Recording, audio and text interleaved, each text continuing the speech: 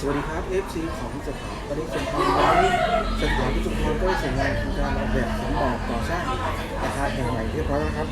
ฝากกดไลค์กดแชร์กดซับสไครต์ให้กับผู้ชายที่หน้าตาดีพูดเพราะไม่พูดคำหยาบไม่พูดภาษาตัวตะเกียบไม่พูดภาษาตัวเงินตัวทองภาษาลูกไทยาตากโลกและก็คำใดสะบดคำที่ไม่สุภาพก็ไม่พูดนะครับเขามีคนเดียวในประเทศไทยนะกดไลค์ได้เลยเพื่อรักษาเพราะเราทำงานของใครนะครับกดเลยนะกดเลยแต่เชื่อ